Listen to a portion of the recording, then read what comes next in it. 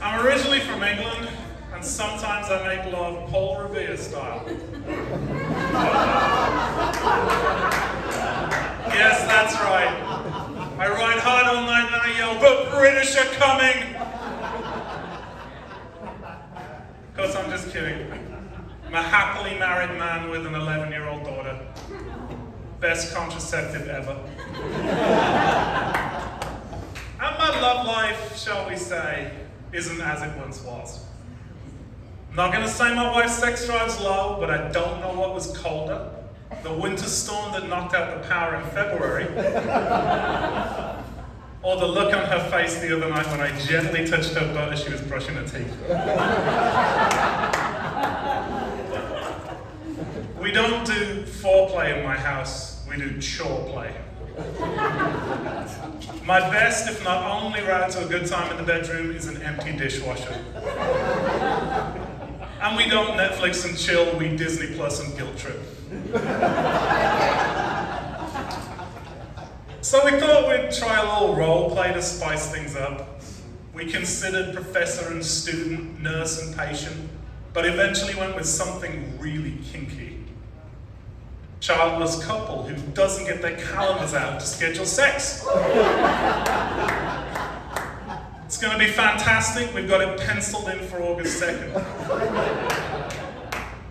But please don't leave here with the idea that the romance is gone from my marriage. I bought my wife the best Valentine's Day gift of a mug that says, "I love you more than bacon." Because sometimes it's the little lies that keep the romance alive. And it's appropriate tonight that I give a shout out to my wife who's in the audience. I'm not going to point her out.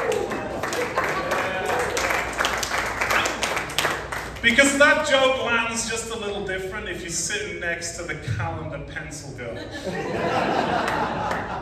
Alright, so I'm from England, and it is amazingly hot over there right now. It is 101-degree high today, which is a record-breaking temperature. And all my family are suffering, they don't have air conditioning over there.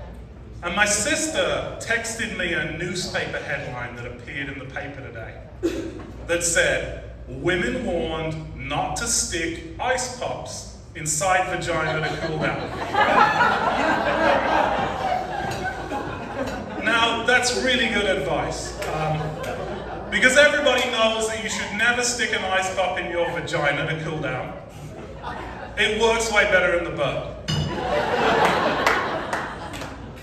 Alright, so I have an 11-year-old daughter. She's the light of my life. But parenthood is not all puppies and rainbows. And to my mind, the worst part about being a father is having to listen to my child's really shitty music and pretend to enjoy it. Now, there are a lot of culprits out there in the preteen music space. But to my mind, none worse than a group called the Kids Bop Kids. Yeah, I hear there's some fans in the room. Now, if you don't have a prepubescent girl in your life, you may not have heard of these little assholes. But they're a collection of ridiculously chipper tweens who sing popular songs with all the adult words and concepts edited out. I'll give you an example.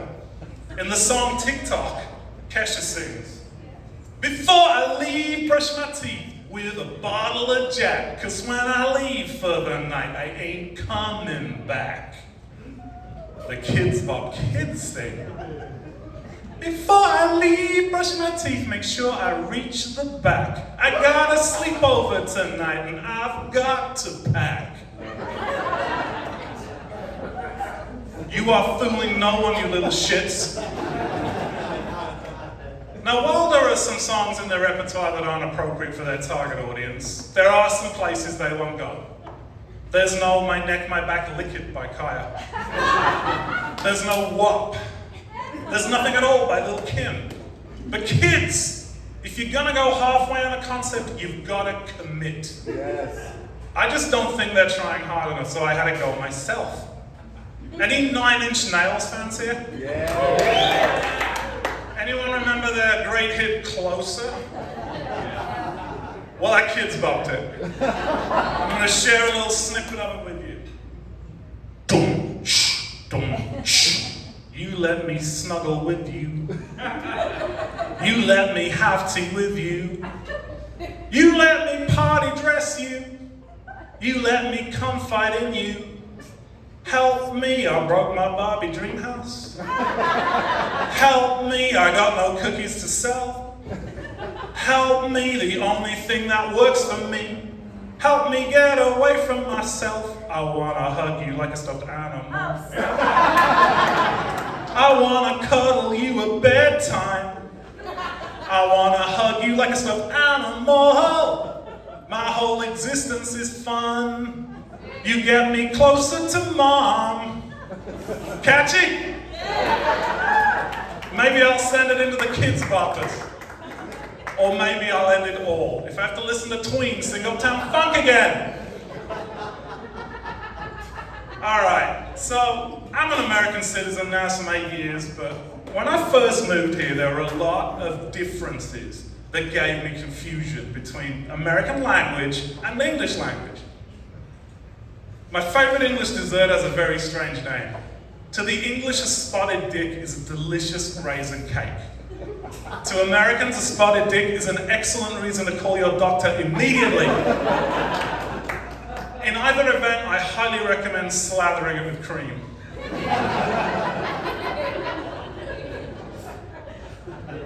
In England, a rubber is used to raise pencil marks.